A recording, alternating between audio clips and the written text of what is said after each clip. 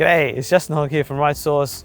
We are talking not-for-profits and we're working through a series of 4 videos to help you set up your not-for-profit.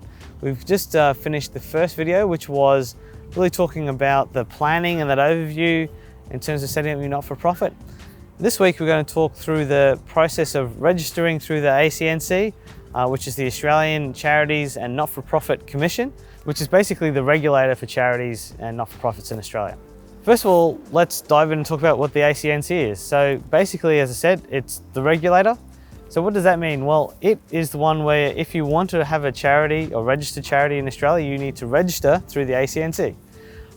It also, once you've registered, make sure you continue to meet obligations. So it helps create that bar that all charities play by and make sure that they are doing the best for their purpose and for those who are donating to that charity. The other thing the ACNC does, which is pretty cool, is it provides a public register of every charity in Australia, which is free. So if you are looking for a charity, or you want to make sure, even if you're looking to donate to a charity, you can look them up on the ACNC. You can see their financials, their purpose, who works for them, their history, and that can be a very useful tool when setting up your own charity. So for example, if you are looking to set up a charity or not-for-profit, and you've got a particular purpose, it's very good to go onto the ACNC, look up their register of charities and see if anyone else is doing the same thing you are, or what you're looking to do, because that is one good to make sure in terms of your market research, in terms of competitors or people vying for the same space.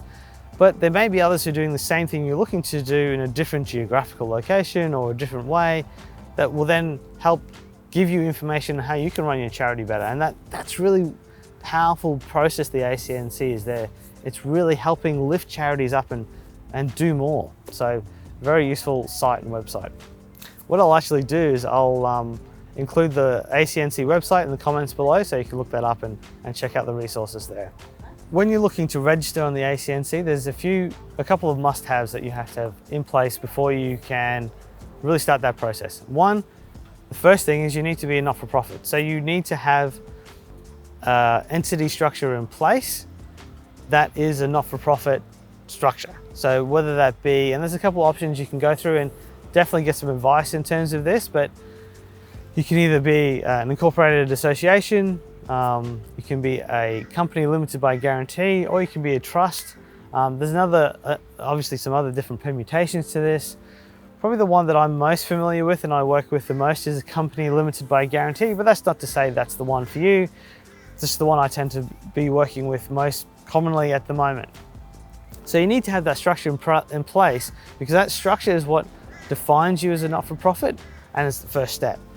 The next thing is you need to have a charitable purpose, and this is really looking at your purpose is there for the greater good, for community at large, for the public at large. So even though you might have a specific thing you're looking at, you're not limiting it to your purpose isn't too limiting. So it actually is for the wider benefit of the community.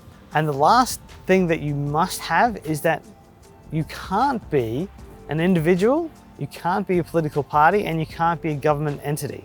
So that's something that's quite interesting, I found, is when you are looking to be a charity, you can't do it as a sole trader. You have to do it as a group.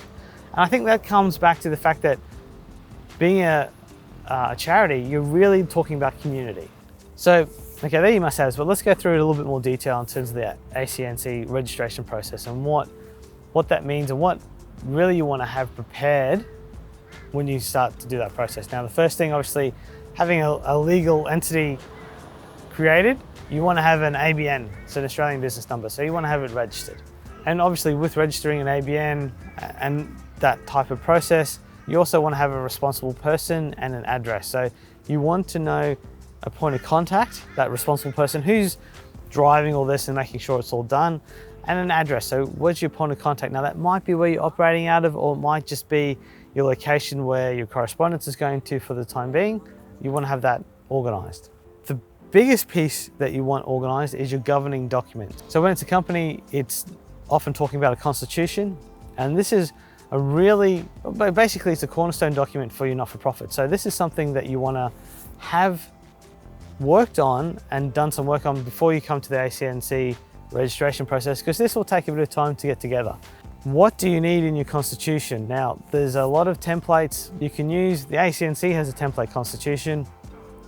I would definitely recommend getting some professional assistance when you're setting up your constitution to make sure that it's done in a way that suits what you're trying to achieve at your organization, how you want to run it. Now, some key points you want to consider and that you need to include in your constitution for a not-for-profit, which is different to a normal constitution for any other company you might set up. The first thing you need to do, and this comes back to the purpose, is to embed that purpose in your organization. You need to include your purpose in the constitution. So in our first video, we talked about defining your purpose. Well, this is where the rubber hits the road to a fair extent, is you actually want to include that definition of your purpose in your constitution, and that then becomes embedded in your organization. The next thing you also want to include in your constitution comes back to that not-for-profit piece, is that you want to include written in your constitution what happens to profits from your organization. So that means that you want to make sure that any profits that you have in your organization don't get distributed to members. They actually go back into the organization, and that's encapsulated in your constitution. That also goes to what happens if the company winds up. So if a company winds up, and this comes back to some of the registration processes you need for the ATO as well, is that you want to make sure that there's a clause in there that says, on winding up, that any leftover assets go to another charity of a similar purpose. And the wording around that is quite important to get right, to make sure that you can register one of the ACNC, but also if you're looking to do your registration processes through the ATO, that it's done in a way that meets the requirements there. So that's why the professional help around your constitution can be very important. So the rest of the constitution is then about how you want to run your organization and setting the rules up for that. So it goes through things defining what the powers of the board are. So what can the directors of the organization do? How do you become a director? Now, a director is often voted in by members. Okay, well, how do you become a member? Now, a member effectively is the people you're running the organization for, simplistically. So the rules around becoming a member and what your rights are as members and what you can and can't do in terms of running the organization. It also talks through then about how meetings should be run, how things are communicated, potentially even talking about things about if there's a conflict of interest, how that should be managed. So all those type of things are encapsulated in your constitution and really work through how your organization is going to work. So understanding, I suppose, the planning process on how you want your organization to work is important when you come to do your constitution, to make sure that when you set that up, it's consistent with how you want to run your organization. Once you finish the registration process and hopefully successful in registering with the ACNC and you're registered not-for-profit, doesn't quite end there. You then have ongoing obligations that you need to meet to maintain your charity status and maintain the registration with the ACNC. One of those, there's really two parts to it. Firstly is the financial reporting or annual reporting to the ACNC, which is quite often a financial report, depending on the size of your not-for-profit, depends on the rigor that might go around that financial report, but there is an obligation to keep financial records and to be able to report that to the ACNC.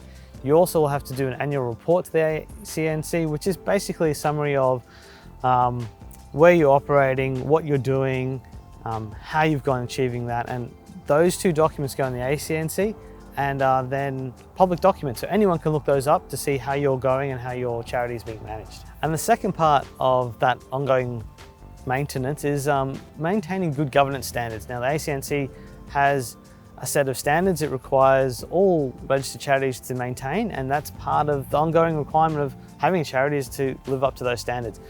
That's a bit of detail, and we're going to go through that in the next video, so stay tuned to next week and we'll go through that in a bit of detail in terms of your good governance guide and maintaining your board and the standards and what that requires for you as your organization. And really that's it. So that's the ACNC registration process.